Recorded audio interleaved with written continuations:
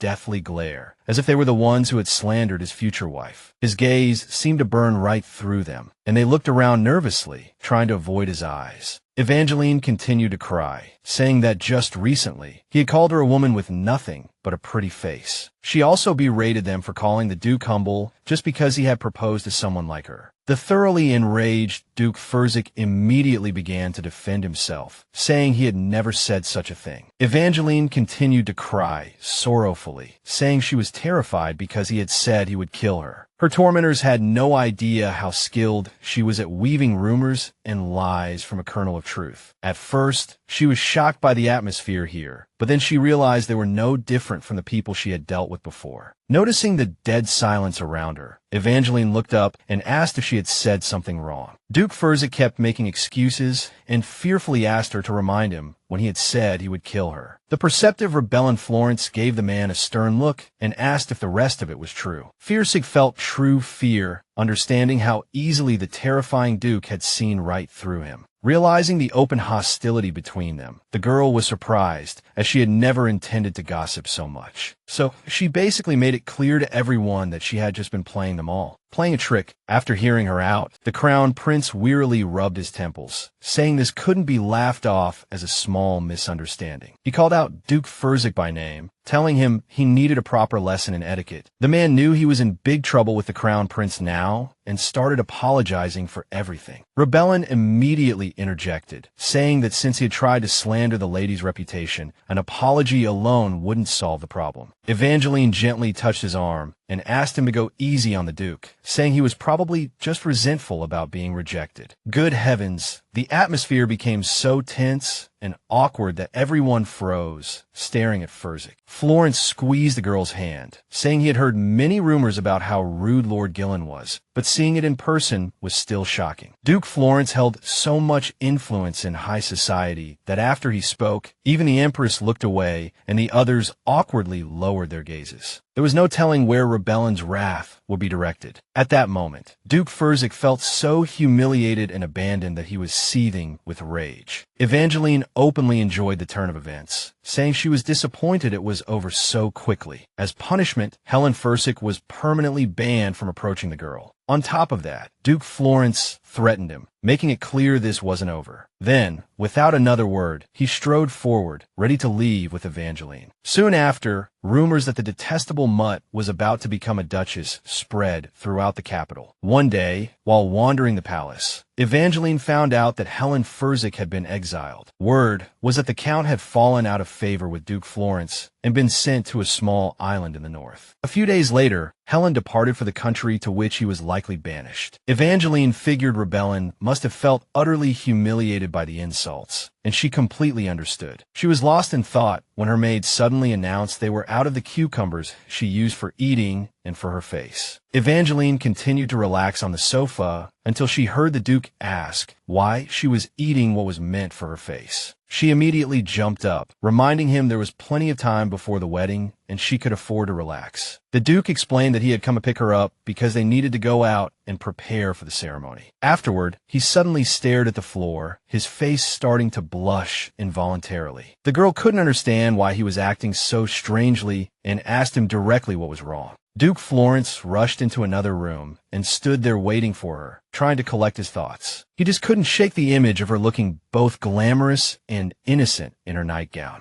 The man didn't understand why he was thinking this way and vowed to make sure she dressed properly after their marriage. Just as he was thinking this, he stumbled upon a picture of her from when she was younger. Rebellion was so lost in thought that he didn't even see her walk over and say she was ready. Evangeline noticed his distraction and asked what was wrong, and he handed her the portrait. She was surprised, saying this was probably what she looked like when she was younger, though not much had changed. He looked closely at her radiant face, and a peaceful smile spread across his own. When she asked why he was smiling and if she looked strange, he calmly replied that he just felt like smiling. Evangeline was a bit stunned, not used to seeing the usually menacing and angry Duke like this. She suddenly blurted out that the portrait was painted 4 years ago, which was why there wasn't much difference. She gently patted his shoulder, and despite all she had done, he still called her a true lady. She couldn't believe he could still say that about her after everything he had seen, but he didn't seem to know why himself. Something made him look sad, and Rebellion quickly turned away thoughtfully, saying he felt sorry. Evangeline couldn't understand why a man about to get married would be so dejected. It suddenly occurred to her, maybe he was infertile? So she just asked him outright if he could even have children. The Duke was stunned at first, shouting that it wasn't like that, then suddenly blurted out his embarrassment and tried to cover it up quickly. But Eva had already caught his mood and asked what there was to be shy about, since they were getting married soon anyway. She found it highly amusing to see the usually stoic man flustered over such a simple thing. The Duke asked her directly why she was licking her lips, but she just said awkwardly that she wasn't thinking about anything. Then she moved closer to him and asked why he was avoiding her, as she really wasn't planning anything. She sat down next to him with a straight face, feigning innocence, as if she knew nothing. The Duke told her to get those dirty thoughts out of her head, and she blurted out that he hated her. Rebellion looked at her, confused, and said he didn't hate her, while his cheeks remained bright red. Evangeline was caught off guard when he suddenly touched her face and asked how she was feeling. An awkward silence filled the air after the meaningful gesture, which she broke by asking about their itinerary. The Duke simply replied calmly that they were going to the theater district, which she had probably heard of. Evangeline finally remembered that this was the very district where the main character, Rachel, lived. She was an easygoing girl who helped out at a flower shop, but she and Evangeline had some history. At the beginning of the novel, Rachel's stepmother was deep in debt and tried to sell her for money near the theater. Now Evangeline had a chance to meet her, which was a slight deviation from the novel's original plot. She was so lost in thought that she barely noticed Duke Florence anxiously pulling her closer. Evangeline's eyes darted around the room, trying to figure out why he had suddenly become so affectionate. She studied his face, puzzled as to why he suddenly looked worried about her. It suddenly occurred to her that she could totally make a good impression on Rachel when she met her. This would help ease the relationship between Rebellion and Rachel, as he targeted her because of her connection to the Crown Prince. But hey, if she became friends with Rachel later, she could ask him to remove Rachel from his blacklist. She was ecstatic because she felt that this way, they could avoid being killed by Rachel's sword like in the original story. Her mood swings and brilliant smile remained a mystery to the Duke, which made him blush instantly. He didn't understand why she suddenly grabbed his hand, but she just suggested they head to the theater district. Her brilliant smile didn't fade, even after she stood up resolutely and pulled him by the hand toward the exit. Evangeline kept thinking about making a good impression on the main character before the main plot began. She gave her fiancé a sweet smile when he asked if she had eaten and suggested they grab a bite in town. She was so excited that she immediately accepted his kind offer to go out for a bit. She casually held out her hand, secretly hoping that Rachel would be in the theater district. As soon as they arrived,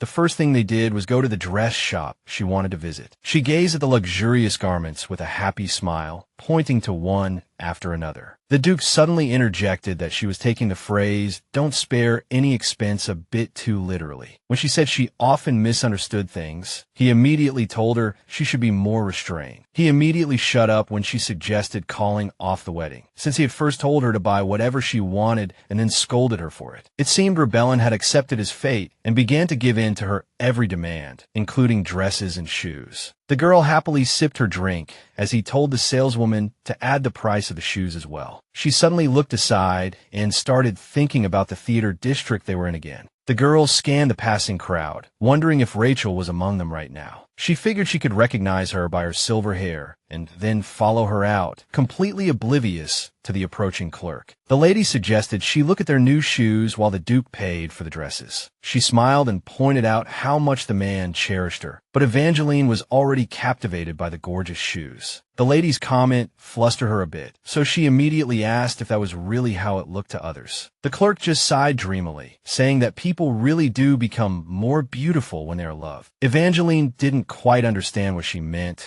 saying that wasn't the case, as she had always been beautiful. Just then, the Duke walked over and asked if they had chosen the dresses and shoes. The girl had just asked how much it all cost when the Duke grinned and said it was about the price of an estate on the outskirts of the capital. Evangeline feigned surprise, as if she hadn't expected the total to be just the price of an estate. Afterward, she declared she was just kidding, prompting him to retort that she really didn't know the meaning of the word modesty. She then said that people like them should spend freely because it boosts the economy, which made the Duke laugh. The girl shrieked like a child, telling everyone to move aside and cancel everything, including the dresses, the shoes, and the wedding. It seemed the usually serious Duke was enjoying this game, and he smiled as he watched her childish antics. He jokingly asked what she would do if they canceled the wedding, but she just wondered if he would actually do it. To her surprise, he said he was curious if she already had someone else to marry. She was suddenly offended and asked if he thought someone like her didn't have suitors, adding that she didn't need a wedding at all. Duke Rebellion chuckled and said her beauty was undeniable, and she was right, but there was one problem with all of this. He then looked at her seriously and pointed out that, on the other hand, her intelligence was questionable. He enjoyed teasing and provoking her, and the fond smile he flashed her openly showed it. Evangelina didn't seem to catch his sarcasm and suddenly commented on how handsome he was. Meanwhile, he was getting more addicted to this game and suddenly leaned in close to her, saying he wouldn't allow it. He kept his eyes on her and then whispered, almost as if it were just the two of them, that the wedding was on and he would support her for the rest of her life. They looked like movie stars, and the office ladies nearby were stunned. Evangeline had just said he gave her hope for a divorce only to take it away when he immediately snapped at her to stop thinking about that nonsense. She laughed and said he might regret it if he saw another side of her, but that only made him more interested. I guess he ended their conversation by asking if she had anything else to show him, after which they both laughed. After dinner, they finally got into the carriage, and she told him he could discuss the wedding details with her family. She said she was exhausted from picking out all those things and rubbed her sore ankle, which he suddenly reached for. He examined her leg and decided to massage it to ease the pain, which immediately made her nervous. Evangeline tried to joke that he shouldn't be looking at a lady's ankle so casually, but he was completely focused on something else. He noticed a severe blister on her foot and anxiously asked how she could still walk like this.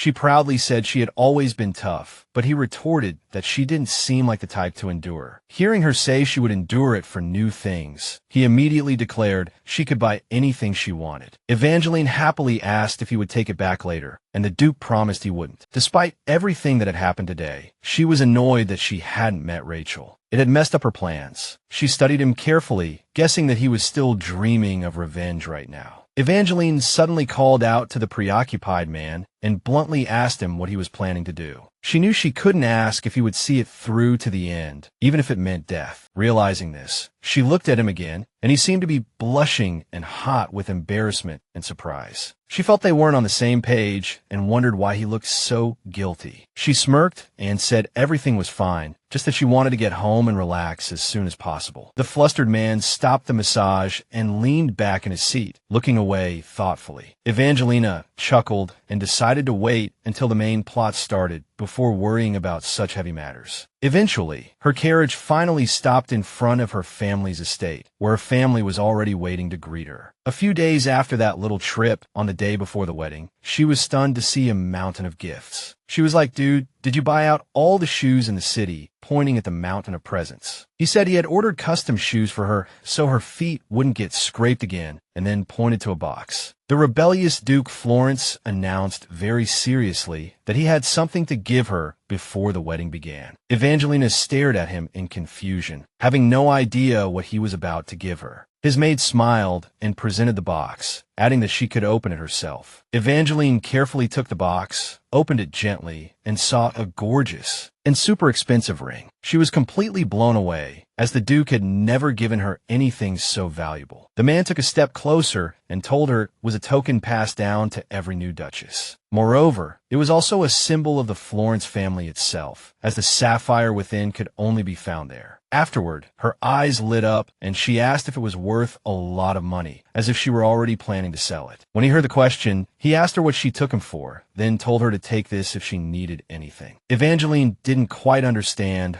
why she would need such a thing, but the Duke immediately interjected with an explanation. He said that if she presented this ring while shopping anywhere on the continent, the bill would be sent to the Duchy of Florence. At the thought of so much money, her eyes lit up, and rebellion Florence quickly told her again not to sell it. For a moment, she felt a bit awkward that they had given her something so meaningful and precious. But the awkwardness quickly vanished, replaced by money signs in her eyes, and she practically drooled as she called him her personal ATM. Rebellion didn't understand at all, but Evangelina was already ignoring him. She couldn't suppress her excitement and desire for fine things, because in her previous life, she had never lived extravagantly. She mentally patted herself on the back for all the hardships she had endured and began to scheme about how to squander the money. Evangelina excitedly blurted out that she loved rebellion. This was probably the last thing he expected to hear, especially from someone who wanted to ditch him just 5 minutes ago. Even though she was clearly using him, he couldn't hide his shock at hearing those words. The Duke awkwardly looked away, muttering about how she could just drop such a bombshell so casually. But reality pulled him back when she said she was just thanking him. She guessed he thought she only said it for the money, and then spun a ridiculous tale, saying she had said the same thing to her own maid. Seeing the conversation was going nowhere, Rebellion changed the subject, telling her to stop thinking about pawning the ring. The remark stung Evangeline deeply, and she immediately questioned what kind of person he took her for to be so worried. Hearing his response, she immediately started complaining that he hated everything she did. Not wanting to hear her whine, Rebellion gently told her to go to sleep. Then he touched her cheek. He smiled as he withdrew his hand, adding that she didn't need to be nervous about the wedding tomorrow and should get some rest. Before his bride could answer, Rebellion walked towards the door, saying he should be going. Evangeline was so stunned by his smooth move that she stood frozen in place, her jaw nearly on the floor. The next morning, the big day finally arrived, and Evangeline's mother shed tears of joy and excitement. The girl begged her not to cry, but her mother retorted that she wouldn't be able to be by her side as often after the wedding. Her parents were very worried about her future, as she was about to enter a whole new world. Before she left, her father told her not to take any nonsense from the Duke and to come straight to him, if anything happened. Evangelina didn't quite understand why they were so upset when just a moment ago they wanted to pawn her off. A minute ago, they were so thrilled she was moving into the ducal residence that they couldn't stop crying with excitement. Although she was angry inside, their sincere words of sorrow and reluctance still touched her. Even her maid was crying because, as a commoner, she couldn't accompany her, which made her very sad. She covered her face and fell to her knees, begging her to be happy even without her by her side. Evangelina thought to herself that she must ask Rebellion to bring her over in the future, then took one last look at her home. The entire way to the ducal estate, she thought about how unexpectedly moving the farewell with her family had been. The moment she stepped into the palace courtyard, the maids, including Lilith, surrounded her, gushing about her beauty. The girl was breathtakingly beautiful, and the maids couldn't help but gasp at the sight of the new bride. Before Evangelina could say a word, her husband, Duke Rebellion, was already there to greet her. She looked like an angel, so beautiful it was suffocating,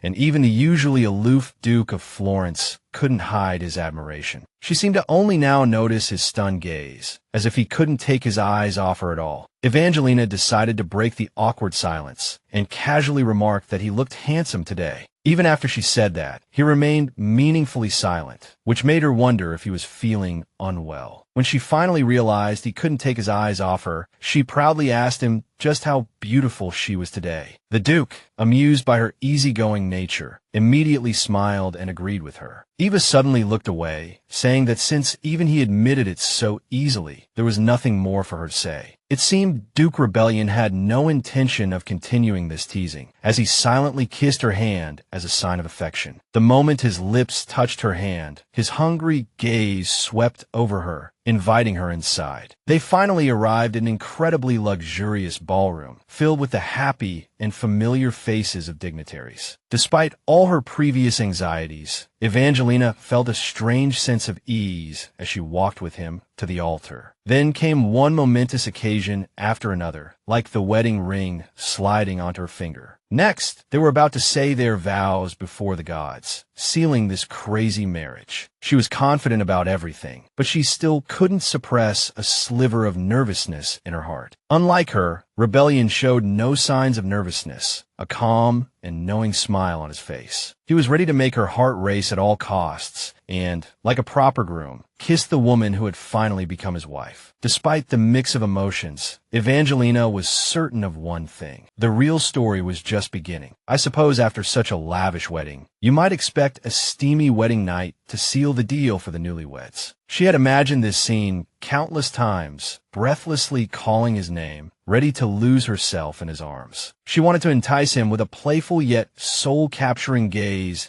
and a faint blush on her porcelain-white cheeks. But reality hit her with a resounding slap, as Evangelina had passed out right after the wedding. Her head was splitting, while the Duke was chattering on about seeing off guests and sending letters. She was still trying to figure out where they were when she heard that this was now their bedroom. The man explained that she couldn't hold her liquor and had passed out after just a few sips of wine. She couldn't believe she had messed up so badly, telling him she had drunk a large bowl of strong punch last year and was still able to go to work. Rebellion Florence, not knowing she was talking about her past life, thought she was just drunk talking. He guessed she was just acting out while drunk, spouting typical drunken nonsense, and said he was going to sleep soon himself. The man thoughtfully handed her a glass of water and told her to be careful with strong liquor in the future. Evangelina suddenly remembered him talking about the guests, as if trying to connect the dots again. The girl, still drunk, suddenly started rambling about their wedding night and then tripped. Rebellion couldn't believe she could fall on flat ground and got up to help her. Luckily for Evangelina, he managed to save her from an absurd but extremely dangerous drunken fall. Once on the sofa, she was confused as to why she felt like she was constantly swaying and the room was spinning. She immediately blamed everything on her new husband, saying he was good for nothing except his handsome face. After that sudden outburst, Evangelina finally calmed down, sat up straight on the sofa, and stopped struggling. It seemed Rebellion was tired of her antics, so he calmly told her to go to sleep and that she would feel better after some rest. However, Evangelina didn't understand why he was being like this, as they were supposed to be enjoying their wedding night. She continued to flirt with him like a child, demanding a hug that he firmly refused to give. Still drunk, Evangelina completely ignored the Duke's words and kept moving closer to him. Rebellion glared at his disobedient wife and declared that if she kept looking at him like that, he would have no choice but to put her down. To his surprise, she suddenly started taking off her clothes, saying he had better help her change into her nightgown. He practically begged her to stop, saying that Lilith had already helped her change into a nightgown after he brought her here. Evangelina didn't believe a word of it, calling it nonsense, after which his hand happened to land on her waist. It seemed the Duke realized he couldn't drag the restless girl to bed and decided to just let her lie on his broad chest. Still disoriented, she snuggled against his warm chest like a kitten. The man couldn't believe this was actually happening to him, adding wearily that he was about to go crazy. No sooner had he spoken than she said she should be the one going crazy, and he immediately pointed out her habit of hugging people when drunk. Evangelina kept denying and arguing, saying she hadn't done such a thing. After that, she suddenly called him husband in surprise and snuggled closer, wondering how on earth she had gotten married. She didn't even realize she had said all this out loud, and then she threw out another line, that any girl would yield at the sight of his face. Rebellion just stared at her in complete confusion, asking what she meant before she blurted out that she didn't want to die. The girl threw out strange questions, like whether he hated her enough to ruin her and end her life. He grabbed her by the shoulders, asking if something was bothering her, and suggested they talk after she got some sleep. The Duke of Florence was shocked once again when she bluntly asked him not to do it. Something made him flinch when she started talking about the revenge plot he had been planning in his heart, one he had never told anyone. She continued to ramble about his plan, as if talking in her sleep, adding that this kind of thing happens all the time. Her face suddenly turned sad when she mentioned he hadn't even considered persuading her to give up, her mind filled with questions about what would happen if he messed up and then died. Rebellion decided to cut her off, stroking her face and saying that if someone had to die, it would be him, not her. Evangelina couldn't believe what he was saying, as she had been fixated on death and the danger he might bring. Seeing tears start to stream down her cheeks, he felt a pang in his heart and swore that he would never let anything happen to his wife. She bluntly asked him how she was supposed to live if he died, and if he had ever thought that it might kill her too. She added that even if she were left alone, it would be meaningless because she came from a merchant family. Evangelina suddenly broke down, saying she was useless, and then asked if she meant nothing to him. The Duke just watched her with concern, listening to this confusing ramble, so he gently caressed her cheek. He leaned closer and told her she was thinking about it all wrong, because he was still alive and nothing had happened yet. She immediately started talking about another rebellion from a novel, so he played along, saying that he wasn't dead yet. She went on to say that besides him, there was a pathetic bastard who was destined to let Evangelina die for the sake of revenge. She closed her eyes wearily and pleaded with him not to do it, even though she knew it was selfish to ask in their loveless marriage. After that, she fell silent, as if asleep, leaving the Duke to ponder what she had just said. He took a careful look at the window behind Evangelina, and then his entire expression changed. For a moment,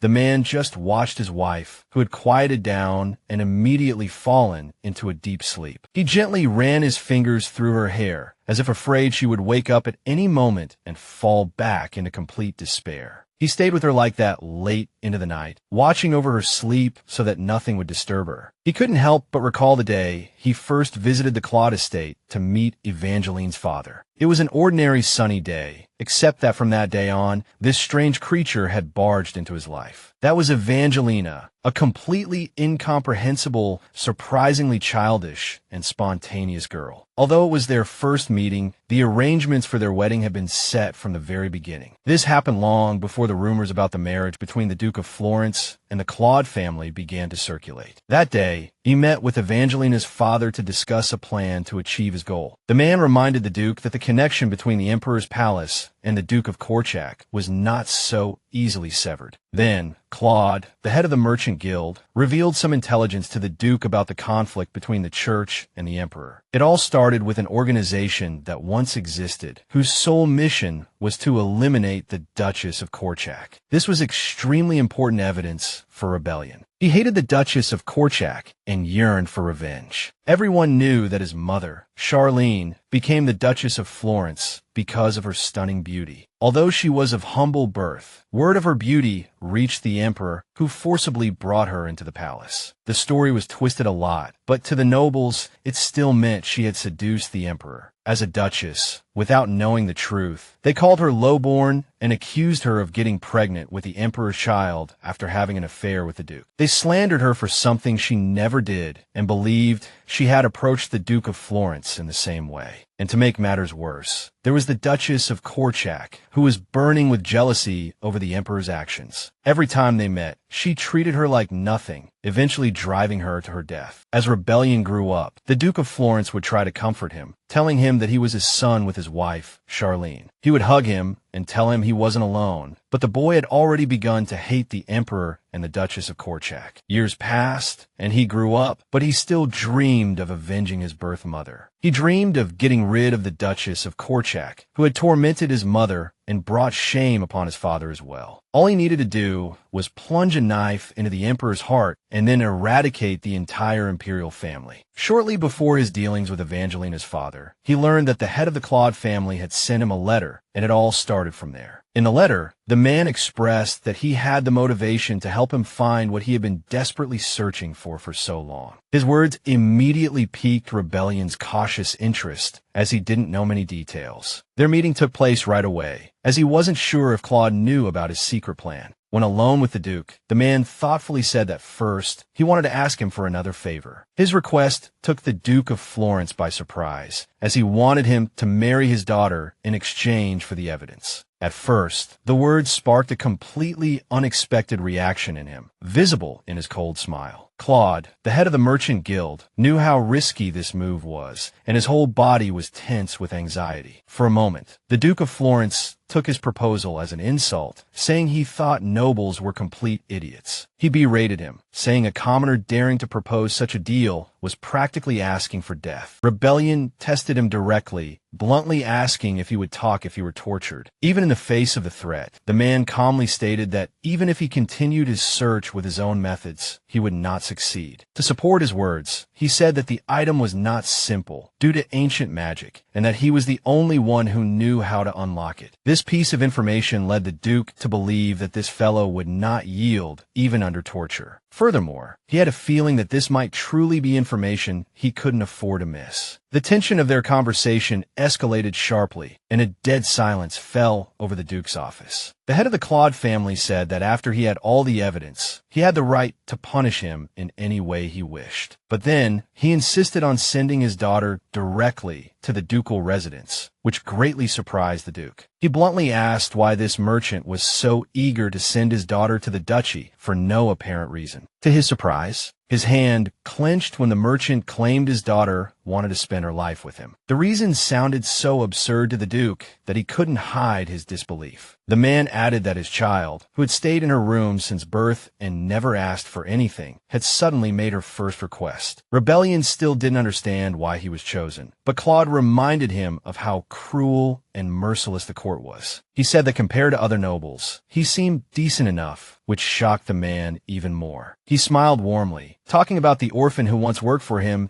and how she sent gifts after becoming a duchess. When the Duke realized his own mother was that orphan, he couldn't believe his ears. The man claimed with a warm smile that her child couldn't possibly be a cruel person, which left Rebellion even more stunned. The conversation shocked him so much that he was speechless until the very end. After returning to his estate, Rebellion Florence began to investigate information about Claude's only daughter. In the end, he decided to proceed with the marriage, despite Evangelina being a commoner and naive. His maid kept listing all sorts of nasty rumors about her, as well as the fact that she had proposed to the crown prince. She also told him the startling news that someone was obsessively gathering details about his personal preferences. The Duke found it hard to believe that Claude's daughter was behind it, then added that the wedding was crucial for the deal. Hearing that his maid Lilith would be excited to have such a pretty girl around, she had always felt embarrassed. What truly surprised her was that, after all these years, he had never even met her due to repeated rejections. The girl always claimed to be sick to avoid meetings, but even after being repeatedly rejected, he was still willing to think about her. At some point, he imagined her as a frail and innocent girl surrounded by strange rumors. He delved deeper and deeper into information about her,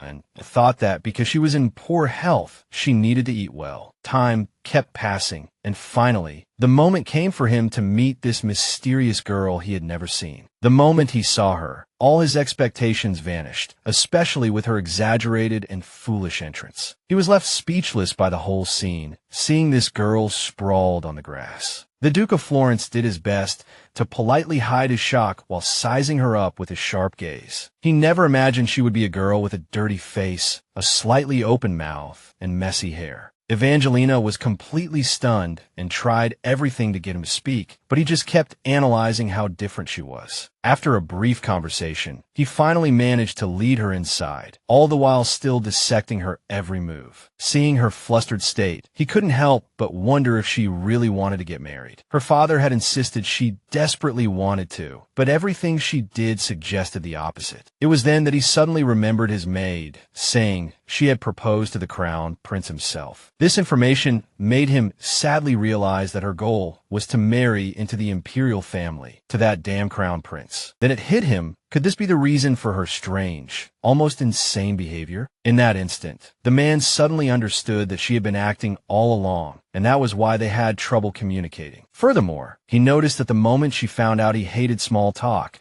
she immediately became chatty. He watched her happy face closely, guessing she still couldn't get over being rejected by the crown prince. Upon arriving in front of the palace, he reminded himself that this was no longer his problem. It was then that he felt she was just unlucky, stuck in a marriage she didn't want because he needed the intelligence. After that unexpected walk, he was stunned by her appearance as she came downstairs after changing for a long time. He thought to himself that even if she had studied all his preferences just to do the opposite, she was stunningly beautiful. Rebellion could feel her burning a hole in him with her gaze, as if he were her only obstacle. Her face was perpetually set in a frown, with annoyance barely concealed beneath layers of jewelry and makeup. Despite this, he found it rather amusing to watch her go to such lengths to get out of this marriage. Because of this, he decided to observe her a little longer, despite everyone advising him to give up. Even after the stunt she pulled at his estate, he held his ground, acting as if nothing had happened that would jeopardize the wedding. After listening to his maid, he thought of her incredible hyperactivity, like an over-caffeinated squirrel. Rebelliona's maid just kept adding fuel to the fire, cursing herself for ever thinking for a moment that she was decent. Lilith, however, kept making excuses for Evangelina, chattering on about how she looked like an angel. The woman immediately called her out, saying she'd had a weakness for pretty faces since she was a child, and playfully patted her on the shoulder. Meanwhile, Rebellion was still pondering her whole charade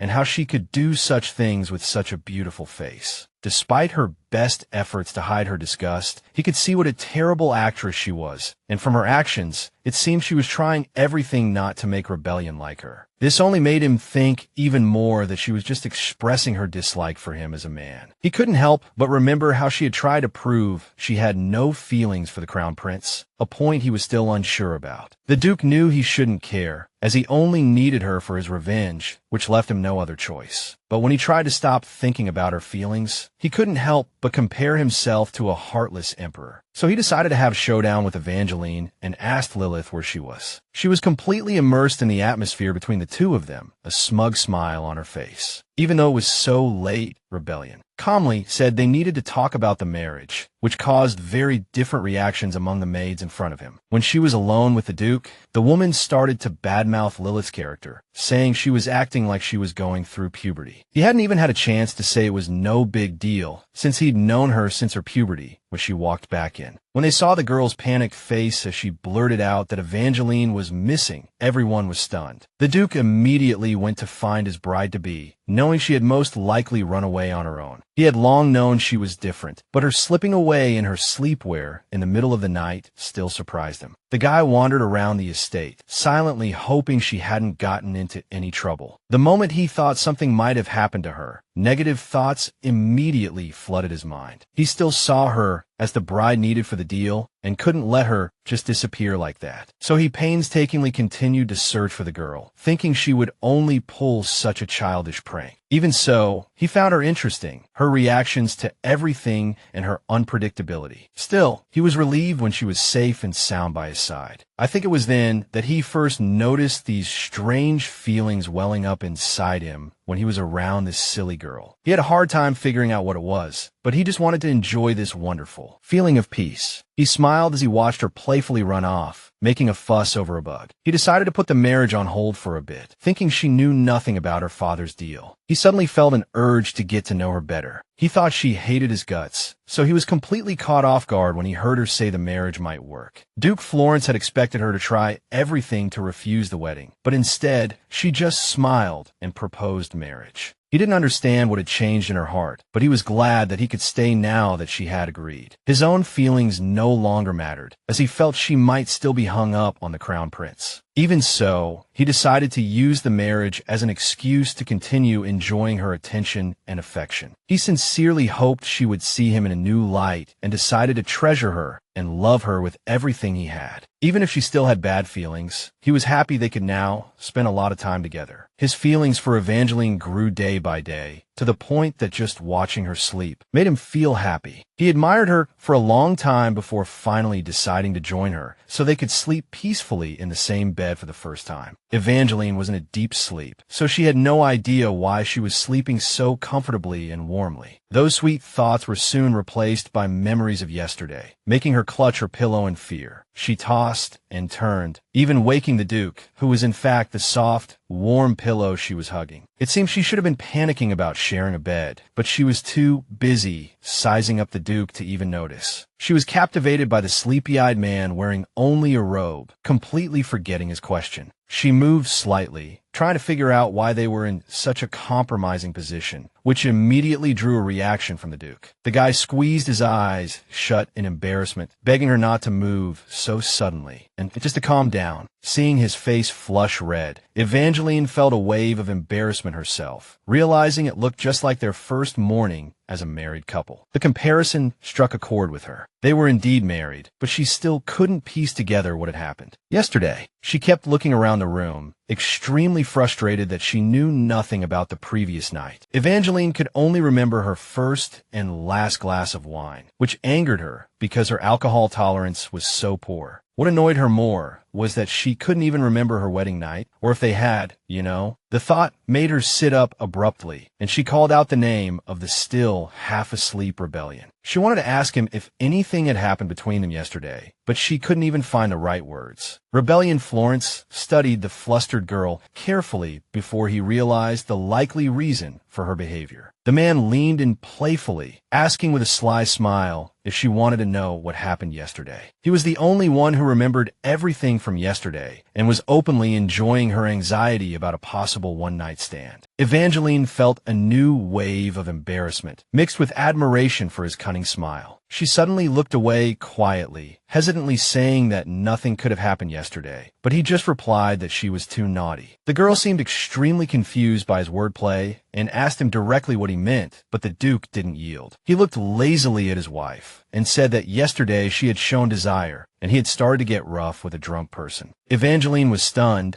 and asked him directly if he was implying he had a hard time yesterday because of her. After this exchange, an idea suddenly popped into her head, making her slowly crawl toward the man she loved. To tease the Duke, she slyly suggested they do now what they did last night. The moment she mentioned their wedding night, he covered her mouth with his hand, scolding her for what she said. It seemed Evangeline got the reaction she wanted, which all but confirmed that nothing had happened last night. She continued to press Duke Florence, making him even more flustered as he begged her to stop. Their intense exchange came to an abrupt halt when a maid heard the noise and asked if they were awake. Rebellion calmly removed his hand from her mouth and told the maid to come back later. Evangeline glanced at his chest again, guessing what he might be planning for the next half hour. Duke Florence noticed her sudden change in mood and said aloud that she was expecting something, then added that nothing was going to happen. And just like that, he won their little game and calmly said he would leave the room first. He had just taken a step when she grabbed his sleeve, asking if he regretted that nothing had happened between them. The question took the Duke by surprise. He stared at her, dumbfounded, before awkwardly looking away. Then, he looked back with a conceited smirk, declaring he had nothing to regret, as if to end the conversation right there. Afterward, Evangeline started her bath, still fuming inside about his arrogant attitude. While enjoying all the privileges of a noble life, she continued her mental battle with rebellion. She could have berated him in her mind forever, but a strange noise from outside the door brought her back to her senses. She immediately turned to her maid, Marie, and told her to see what was happening. You can imagine her surprise when the maid said the Duke wouldn't be joining her for breakfast and was walking around with a grim look on his face. She jumped out of the water, threw on a robe, and went straight to her eccentric husband. She was burning with anger, realizing he couldn't even be bothered to do something romantic after their wedding night. Just as she reached the door, forgetting she was dripping water everywhere, she heard the Duke's voice from the other side. She didn't understand the real reason for his visit, but just from her tone, she was already prepared to give him a piece of her mind. The guy knew she was angry and said he would go straight to the Imperial Palace after breakfast. He also apologized for leaving her alone right after the wedding, but his words did little to change her foul mood. The moment he saw the girl in a wet dress, Rebellion was completely stunned, not hearing her sharp words at all. He tried his best to hide his embarrassment mixed with awe, but Evangeline was still confused. Duke Florence did his best not to spill the beans and decided to explain why he had to leave. He completely caught the unhappy girl off guard when he mentioned that the goddess's power had appeared in the capital's theater district. It seemed Evangeline was so focused on the wedding that she had completely forgotten about the start of the original story's events. Realizing this might be her chance to meet Rachel, the girl immediately begged Rebellion to take her with him. Duke Florence was shocked by the sudden request, but he couldn't bring himself to refuse his new wife. So Evangeline waited quietly in the main hall of the Imperial Palace, as quiet as a mouse, for the Duke to return. The fact that she had managed to follow him gave her a whole new idea on how to run into the main character. For some reason, she felt a creeping anxiety and did her best to suppress it. No matter how she tried to clear her head, the nervousness was about to consume her. She didn't understand why her life now was so much more stressful than her last one, though there was a reason for it. Evangeline realized that meeting the protagonist felt more nerve-wracking than meeting the villain. From what she vaguely remembered, Rachel was just an ordinary girl who had a very difficult life. The original story began when Rachel's family and her stepmother sold her to the head of a theater troupe, which turned her world upside down. Sensing great danger, the protagonist girl decided to run away using the secret divine power she possessed. After that incident, the imperial family sensed the power and captured her, which led to her getting involved with the crown prince. Evangeline stood up, lost in thought, wondering if she would meet Rachel here. The girl was determined to befriend the protagonist and change her potentially tragic fate. Now she was acting not only for herself, but also for Rebellion, who had also died at Rachel's hands in the original story. A fire lit up in Evangeline's eyes, for now she knew her fate was in her own hands if she played her cards right. She had been waiting alone for an hour for the Duke to return and had even started staring out the window. She was annoyed, not knowing what was happening outside, or if Rachel had been caught at the theater. Finally, her wait paid off when she heard a girl being brought into the room with her hands tied. Evangeline had been waiting for this moment for so long that her eyes widened at the sight of the protagonist. Before her stood a girl in plain clothes, without even shoes on her feet, and her ankles were covered in scrapes. It seemed the guard had no idea the Duchess of Florence would be waiting in the reception room, as he was visibly surprised to see her. He apologized for barging in like that and said they would move to another room at once, but she stopped him. Rachel lowered her head, trying to figure out who the girl in front of her was, as she certainly didn't look like she belonged in the palace. Meanwhile, the guy told the other guard that the Duchess of Florence was in the room and they needed to leave quickly. Knowing she might lose her chance to talk, Evangeline immediately interjected, asking what was going on, and then she heard the reason. The moment the guy said the girl had manifested the goddess's power today, she knew her premonition was right. The guard tried to argue that the girl they caught was very dangerous and they should get out of there, but Evangeline stopped him. She asked him directly where they were planning to take her, saying you can't just throw someone with divine power into a dungeon. Evangeline dismissed the claim of danger, said everything was fine, and told them to stay put. Her words were so convincing and friendly that even the captive Rachel was at a loss for words. The guard didn't dare argue with the Duchess and left them alone, thinking she was just sympathizing with the commoner. Evangeline calmly sat down at the table and gestured for the girl to follow suit and join her. Despite her earlier courage, she was now extremely awkward, not knowing how to start the conversation. She nervously clutched her dress, a million different opening lines running through her head. The girl was so lost in thought that she couldn't help but gasp when Rachel suddenly spoke to her. The poor commoner looked away sadly, thanking her for allowing someone like her to be in her presence. Evangeline tried not to show her excitement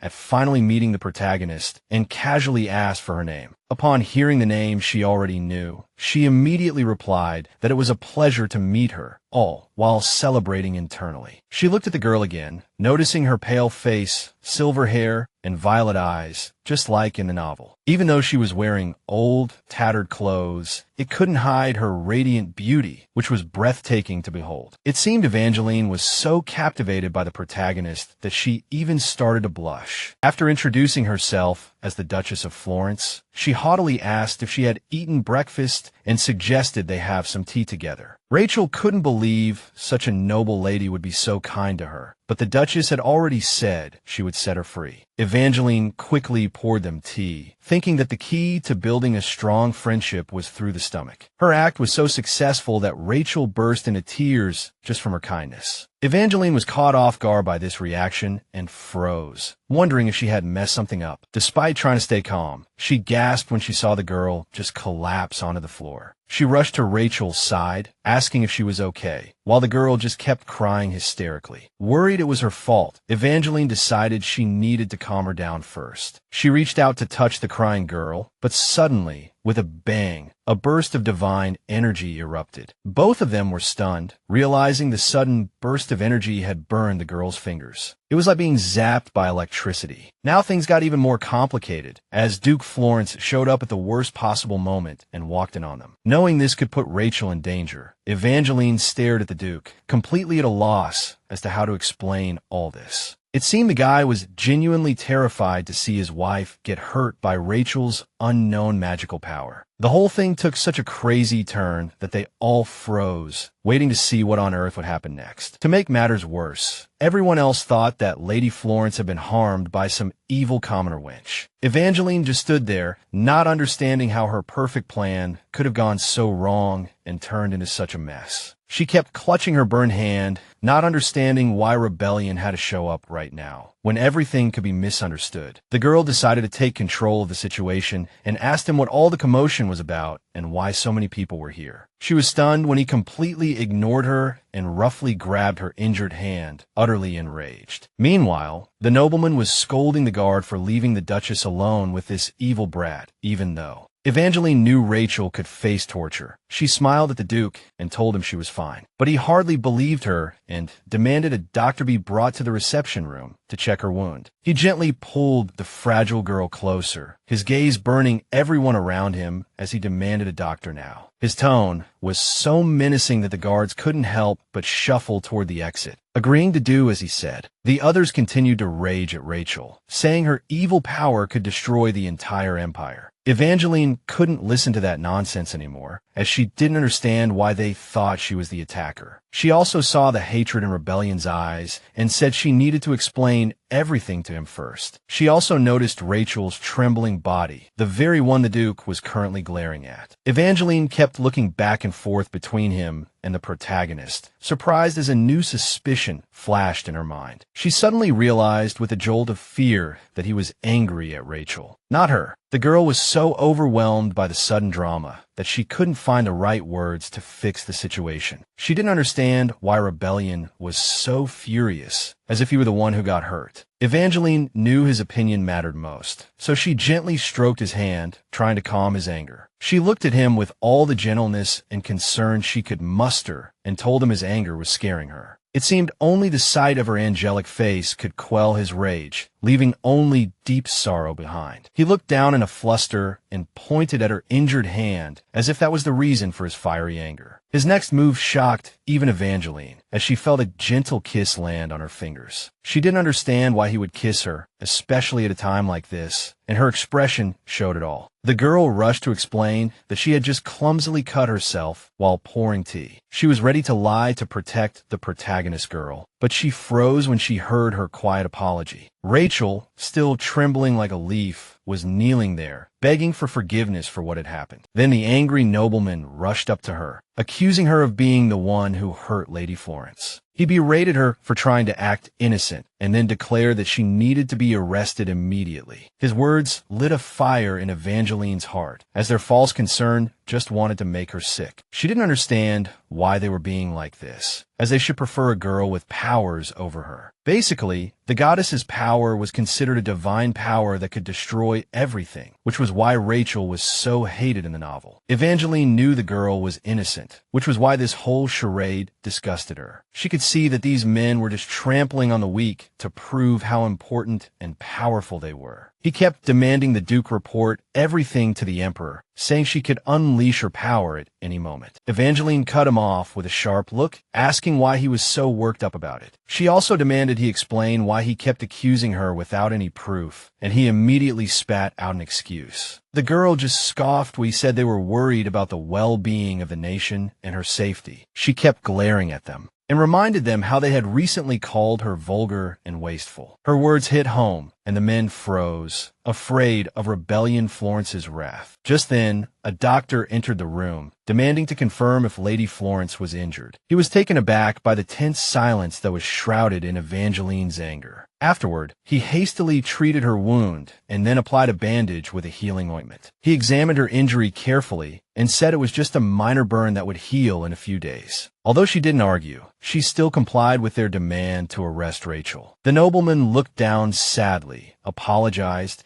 and insisted that sympathy wouldn't work this time. Evangeline barged right in, asking if he was really going to throw an innocent girl in prison. She was completely stunned, watching as Rachel was dragged out of the room before Rebellion could make a decision. He ordered security to be temporarily tightened and the main suspect to be placed in solitary confinement. The others objected, but he immediately countered them with an unshakable order from the imperial family. He also dropped a bombshell that any objectors would be branded as traitors, openly defying the emperor himself. Evangeline was quite impressed as she watched him subdue the nobles with a single move, then turned to ask how she was doing. Even so, she was still worried about Rachel, and then she heard that her fate would be decided by the imperial palace. She tried to butter up the Duke, asking why he said that, since this was all caused by her mistake. The guy replied that he decided to listen to his persistent wife, but her burn still didn't look like it was from tea. Rebellion gently caressed her hand, saying she was injured, so they had to take action regardless. He also mentioned that the meeting at the palace would be long and she would have to go home by herself. She tried to get him to go with her, as she didn't want to leave Rachel, but Duke Florence was unmoved. He saw how upset she was and warned her that if she pushed him again, he wouldn't give in this time. Rebellion, with a smile on his face, told her to go home and get some rest, but his words stung her even more. In the end, she silently got into the carriage, hoping he wouldn't punish Rachel for what had happened. She was shocked that everything in the novel was against her and even thought of ending it all by dying to stop the pain. She was terrified, worried that Rebellion would harm Rachel, which would lead to Rachel destroying them, as in the original story. Evangeline said goodbye to her hopes in her heart, realizing that the cliché plot she wanted to change was stronger than her. The next day, Rebellion returned to the manor and told her everything that had happened in the palace after she left. Just like in the original story, Rachel was temporarily thrown into the dungeon. Regardless of whether that incident had happened or not, as soon as the Duke arrived, Evangeline rushed to please him, even trying to feed him with a fork. The man was confused by her actions, not understanding why Evangeline was acting so strangely, not like herself at all. She answered sweetly that she just wanted to feed him, then try to force a bite into his mouth. Despite her best efforts, Duke Florence stubbornly dodged, making it clear he didn't want it. After another failed attempt, the girl burst out, complaining that their honeymoon was supposed to be romantic. As she chattered on about wanting to create a romantic atmosphere, Rebellion Florence just chuckled to himself. Evangeline knew he was still angry about Rachel, so she tried everything she could to make him happy and appease him. A few minutes later, the man finally picked up the fork himself, smiling as he asked why she was being so nice to him today. The girl immediately stood up, looked away, and admitted she had a favor to ask. The Duke listened to her with great interest, after which she sat back down and asked him to make her a promise. At first, she didn't believe he would agree, but he just smiled and said he had to grant his persistent wife's request. Afterward, Evangeline shyly lowered her head and mumbled that it was about Rachel. Using her tried-and-true look, she begged him to at least be nice to the girl. Rebellion questioned loudly why she wanted him to be nice to a demon who was going to destroy the Empire. Evangeline bluntly asked back why he couldn't side with an innocent person who had done nothing wrong. She added naively that she was just an ordinary person who had gained the goddess's power, and it felt terrible to be blamed for everything. Her clear-headedness surprised Rebellion, as he thought she would continue playing dumb, just like she had before. This sentence made Evangeline realize that he had seen through her disguise even before the wedding and noticed she was acting. Rebellion was clearly amused by her reaction, as he could read every thought on her face. So she decided to come clean, admitting that she wasn't who she had been all along and that it was all an act. The Duke stated coldly that she probably had her reasons that day, then asked her to explain the situation with Rachel. Evangeline couldn't tell him the real reason she was defending her so much and blurted out that it was just because she was very pretty. This sounded so naive that Rebellion immediately ordered her not to speak to Lilith again. He added wearily that Rachel was a demon who had hurt her, but Evangeline demanded he stop calling her that. She asked bluntly if he would like it if people called him that, but he didn't care what others thought of him. Then she asked unexpectedly if he would like it if his child were called that. Evangeline, feigning real sympathy, made him think about how Rachel's parents would feel. He still didn't much care about her parents' feelings, but the thought of his own child in that situation moved him. She immediately realized she had struck the right nerve and pointed out how sad it made him. She was happy about her small victory, but the Duke made her understand that the real punishment depends on the Empire. Look,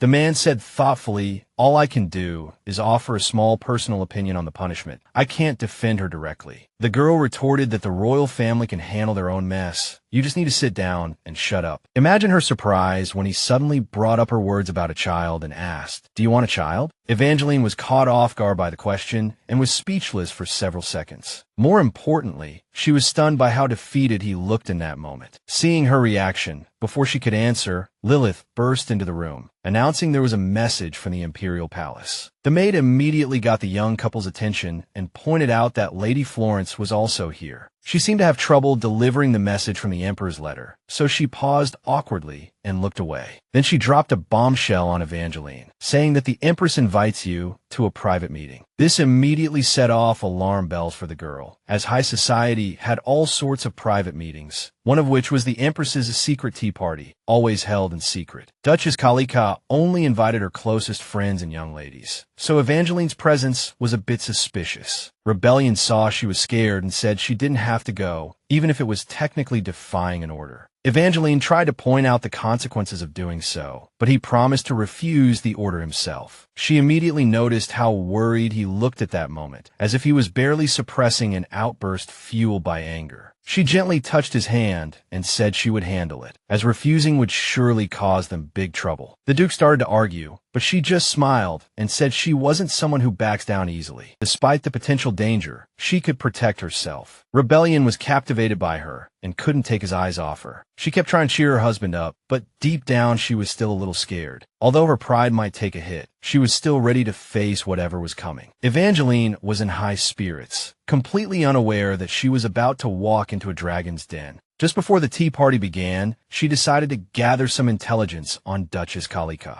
She quickly browsed through the materials she had compiled. She studied every detail, while Lilith just stared at her in confusion as she kept muttering things everyone knew and saying, "Know yourself and know your enemy, and you will never be defeated." She began to predict what might happen. She knew Duchess Kalika would try to destroy her will again, as she had failed the first time. Evangeline wasn't surprised, thinking that for this nobody to dare propose to her precious son was too much. The Duchess was probably still mad that she later married Duke Florence, and considering she had publicly defied her at the last tea party, she had become a thorn in her side. Thinking all this over, she couldn't help but remember that in the novel, she had done the same thing to the commoner Rachel when the prince fell in love with an ordinary girl like her. His mother completely lost her mind. The Empress flew into a rage, saying a commoner with the goddess's power was unworthy of being near her son. After that, she began to torture Rachel, humiliate her, and drag her reputation through the mud. Upon hearing about this, the prince immediately wiped out the Kalika family because his mother hated more than just his girl. Evangeline also remembered that in the original story, the Florence family was pulling the strings of the Kalika family from behind scenes. She was so lost in her analysis that she barely felt Lilith grab her hand just in time. The maid was terrified and begged her not to worry too much and just ignore the Empress's words. The girl added that the Empress isn't a woman of many words, and that if anything happened, she should scream loudly. Evangeline remained calm, smiling as she told Lilith not to be nervous about anything. After their conversation, she walked straight to the room where the secret tea party was about to be held. The girl stopped at the door, took a breath, and then finally gathered her courage and went inside. In the Empress's evil den, she curtsied politely, but before she could move, someone grabbed her by the hair, roaring at her not to look up. Evangeline froze in shock as the Empress said all Florence women were the same, just worthless trash. She couldn't believe they were acting like street thugs, jumping straight to violence. She glared at the furious woman, who snapped that she had no right to look at her like that. Then she slapped Evangeline hard across the face, sending her flying like a rag doll. The woman's blow was so vicious that a large, deep purple bruise immediately appeared on her face. Before she could recover, the woman's hand was raised again, ready to strike once more. But then the Empress ordered her to stop, calling her Countess and making it clear who was in charge here. Evangeline knew she was done for, because even if she made the abuse public,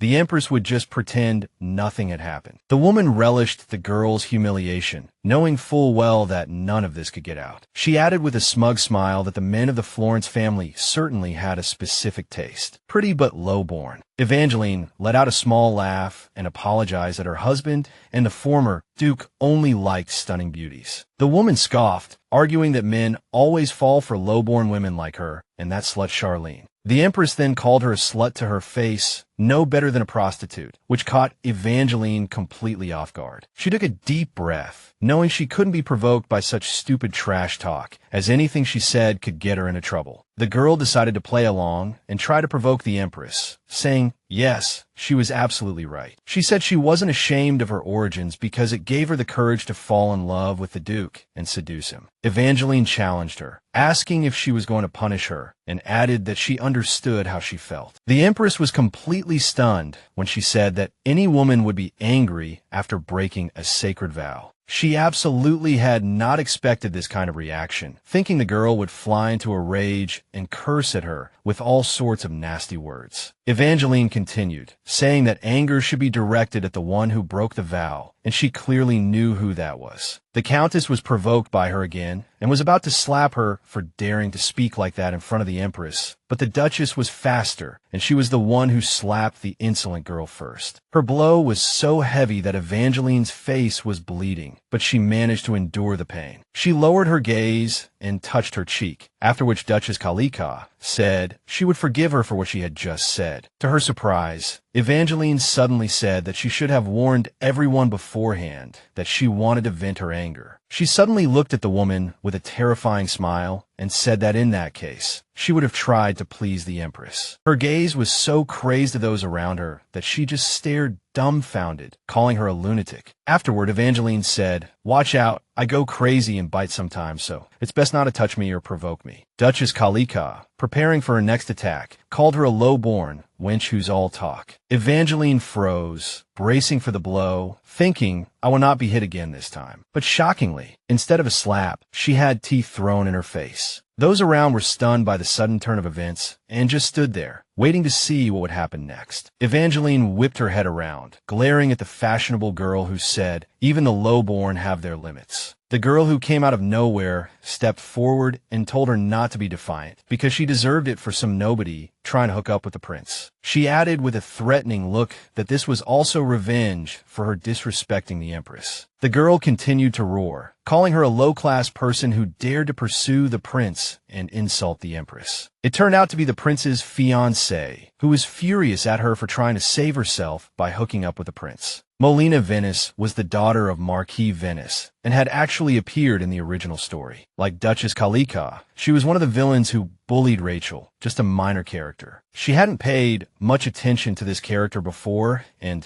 didn't even remember what she looked like, but now she recognized her. Evangeline stared in disgust at this upstart, while she openly reveled in humiliating the commoner. However, the Duchess of Florence was already brewing a new plan. She glanced at her hand, thinking this might be for the best. She covered her face with her hands, feigning sorrow, and prepared her mind to start a new drama. The next moment, she stunned everyone by suddenly sobbing hysterically, screaming at the top of her lungs, almost doubling over. The ladies surrounding her were stunned into silence by the performance of the usually composed girl. Molina just watched in surprise as the girl cried about how hot the tea poured on her head was. Evangeline put on a masterclass performance, acting as if her scalded face was in real agony. Molina Venus tried to defend herself, saying her face was fine, but the girl ignored her. She continued to play the madwoman, collapsing on the floor and screaming desperately that something was wrong. The Countess was quite frightened and told the Empress to step back, just in case. The Empress tried to call out her act, but she was still startled by her behavior, as it was not what she had expected. She thought she would start apologizing and groveling like Charlene, whom she had tormented before, but she had outsmarted her, leaving Duchess Kalika annoyed by her fake crying. She wanted to punish Evangeline with a few more hits, but stopped when she heard her son's voice. Melissa Vance froze when she saw the door open and they were caught in the act. The Crown Prince immediately appeared at the door, with the maid Lilith and Rebellion following closely behind. Duchess Kalika hurriedly asked how he got here, but his eyes immediately locked on Evangeline. Rebellion Florence was the only one who remained ice-cold, though he could feel the rage churning inside him. He glared at Duchess Kalika with an incredibly threatening look, causing her to freeze in fear. The Duchess wanted revenge on Evangeline for framing her, but Lilith was faster and shielded her. The girl anxiously checked Evangeline's face, asking why she was covered in tea and had a cut on her cheek. Evangeline just leaned into the girl's ear and whispered her thanks for helping her with the plan. In fact, the pretentious noble ladies had no idea that this was all part of Evangeline's grand plan. A short while ago, she and Lilith had discussed how Rebellion would be worried and would find an excuse to be at the palace at this time. Evangeline added that she would stall for time during the secret meeting, and Lilith just needed to stay by the prince and Rebellion's side after that. When she screamed, she was to bring them to Evangeline, signaling the start of the plan. At first, Lilith was worried she might not get to see the prince at all, as Rebellion Florence might not even show up. However, Evangeline was absolutely certain her husband would come and wait for her to return. She entrusted Lilith with a huge responsibility, assuring her that she could handle it and that she believed in her. The maid was deeply moved by the girl's kindness and immediately asked her to trust her completely. It was then that Evangeline's plan to finally stop Duchess Kalika went into full swing. She knew that whether Rebellion loved her or not, he would be terrified when he learned she had been summoned to the Empress. First, she was counting on the psychological factor, forcing the man to act. He still remembered how much his mother had suffered at events like this, and he would do anything to get revenge on Duchess Kalika. This was exactly why she knew he would find an excuse to have a meeting with the prince. At this moment in the palace, she was celebrating inwardly, realizing her plan had succeeded for the first time, which made it easier for her to deceive those around her. Despite her success, she felt a little bad for using Rebellion's painful memories to achieve this. She winked at Rebellion, hinting that she had found a way for him to get his revenge, but he just looked confused. Evangeline had expected a completely different reaction and realized for the first time how worried he was about her. She was surprised that he wasn't thinking about revenge, but rather her comfort and safety first, like a real husband. He carefully draped his own coat over her and glanced at Molina, who was complaining about how unfair it all was. She tried to argue that this woman had disrespected her first, and that the Empress should have restored order. Hearing these words, Evangeline dramatically snuggled into Rebellion's arms, as if she might faint at any moment. She used her signature helpless look again and began to say how scared she was. The girl clung to the man like a frightened kitten, which made him visibly blush, exactly as she had hoped. Her innocent performance only made the prince more certain of the suspicions he had based on what he saw. He turned to Duchess Kalika in disappointment and asked how she could allow his friend's wife to be treated like this. The woman complained that she had just become a duchess and she was just trying to teach her some manners. That was the last straw. Duke Florence lost his temper, asking if leaving scars on someone's face and throwing tea at them counted as manners. The Empress interjected that appropriate corporal punishment was necessary for a proper education, which made him even angrier. He wrapped his arms around his wife and questioned what right she had, considering he grew up in a family where no one laid a finger on him. Duchess Kalika accused him of being disrespectful, saying he had no right to talk to her like that. For a girl, just as she said, she was the daughter of Duke Kalika and deserved respect. The Duke retorted that his wife was the head of the Florence family. Then he asked her since when did the Florence family have to take orders from the Kalika family. Evangeline loved her man's sharp tongue and mentally begged him to keep going. Their argument was interrupted by the crown prince, who sternly questioned whether these kinds of activities should even continue. He admitted he had let her invite the ladies to the palace to make her happy, but he had made a mistake, which greatly shocked his mother. She tried to persuade him, but he said, "I am the emperor's son, not Duke Kalika's lapdog." He cut off any possibility of her influencing him and demanded she stop trying to manipulate him. These words hit the Empress like a bolt from the blue, and she immediately shut her mouth. Furthermore, the crown prince bluntly humiliated her, telling her to stop treating the dukes of Florence like that. The woman tried to argue, saying they would betray him because they were from the Florence family. But the prince retorted that they were his friends, and once he ascended the throne, they would be his most trusted allies. Evangeline felt awkward because Rebellion would eventually betray the crown prince and try to overthrow the entire royal family. Molina Vanes tried to argue against the prince, saying the Empress had practically raised the girl. She added that the Duchess of Florence had overreacted and that he couldn't just distrust the Empress like that. Evangeline condemned her words in her mind and decided she could no longer remain silent if things continued this way. The men all froze when the previously silent Evangeline finally spoke. She said with an innocent face that the Empress was just disciplining her, grabbing her hair as she curtsied upon entering. She also mentioned that Molina might not know, but it was entirely possible that the hot tea was thrown in her face on purpose. So Evangeline just added fuel to the fire, making Duke Florence even more furious. He pulled her closer and said he hoped the Empress would not summon his wife so recklessly in the future. As soon as they were out of the palace, Lilith started complaining about Molina's behavior, saying she wanted to scratch her face up. Evangeline tried to calm her down, saying the scratches and tea burns were all the Empress's doing from behind the scenes. Rebellion gently cupped her face, and she tried to comfort him, saying the wound would disappear in a few days. Just then, the crown prince appeared and apologized to the Duchess of Florence, saying similar things might have happened before. Evangeline said she hoped it wouldn't happen again, adding that she had somewhat expected it. He stood before the girl